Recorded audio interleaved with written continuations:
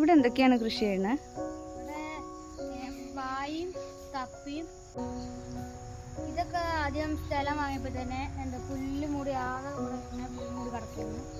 പിന്നെ ഒരു ദിവസം കഴിഞ്ഞ ഏപ്രിലാണ് ഇവിടെ ഞങ്ങൾ പുല്ല് ചെത്തി വൃത്തിയാക്കി ഇവിടെ ഈ കപ്പയൊക്കെ കുഴിച്ചിടാൻ തുടങ്ങിയത്. കപ്പ കുഴിച്ചിട്ടപ്പോൾ കപ്പ എങ്ങനെയാണ് നടലെങ്ങനെയാണ്? അത് ഇപ്പം മണ്ണ് ഇവിടെ സൈഡിൽ നിന്ന് എടുത്തിട്ട് പൊന്തിച്ചിട്ട് ഒരു കപ്പൻ്റെ ഈ ചെറിയ കുറച്ചൊരു ഭാഗത്തിട്ട് അത് ഇവിടെ മണ്ണിൽ കുഴിച്ചിടാം. അതേപോലെ തെങ്ങ് കുഴിച്ചിട്ടത് മറ്റേ പിക്കാസ് കൊണ്ട് നല്ല ആഴത്തിൽ കുറച്ച് കുഴിച്ചിട്ട് അതിക്ക് തെങ്ങ് വെച്ചിട്ട് മണ്ണിട്ടതാണ്. കപ്പക്ക് പ്രധാന ഏതൊക്കെ വളാണിട്ട്? വെണ്ണീരും പൊട്ടാസ്യം അങ്ങനത്തെ വളങ്ങളിട്ട്, യൂറിയ അങ്ങനത്തെ ഒക്കെയാണ്. വാഴ കൊലച്ചോ? ആ വാഴ ഒരു 6 കൊലക്ക് കൊലച്ചത്. ഒന്നുണ്ടായിക്കൊണ്ട് കഴിയാൻ. ഏതൊക്കെ വാഴയാണ് ഇവിടെ നട്ടത്? ഇവിടെ മൈസൂരൊക്കെ നട്ടിരുന്നു. പിന്നെ പൂവമ്പഴം ഉണ്ടോ? ആ പൂവമ്പഴം ഉണ്ട്. പിന്നെ നേന്ത്രം ഉണ്ടോ? നേന്ത്രം ഇവിടെ ഇല്ല. നേന്ത്രം ഇല്ല ഇവിടെ. ഈ കൊലയാണ് ഞങ്ങൾ ഇപ്പൊ അടുത്ത് എന്താക്കിയത് പറിച്ചത്. കപ്പ വിളവെടുത്തോ? അത് 4 മരം ഇപ്പൊ എടുത്തിരുന്നു. 4 പറിച്ചു അല്ലേ? എന്നിട്ട് എത്ര കിലോ കിട്ടി?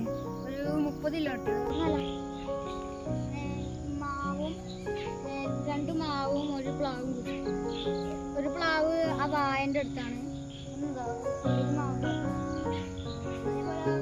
ഒരു പ്ലാവ് ഇവിടെ ഒരു പ്ലാവ് ഉണ്ടായിക്കൊണ്ടിരിക്കുന്നുണ്ട്. ഇത് വലിയ ചക്ക ഉണ്ടാവുന്ന ഒരു പ്ലാവാണ്.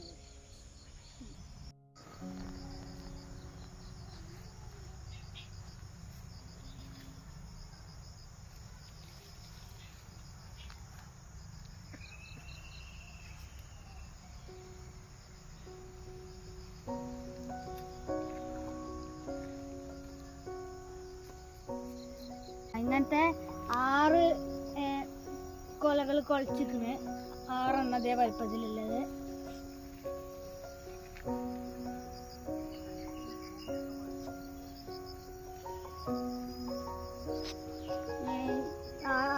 ഇത് മൈസൂരും അത് മൈസൂര്.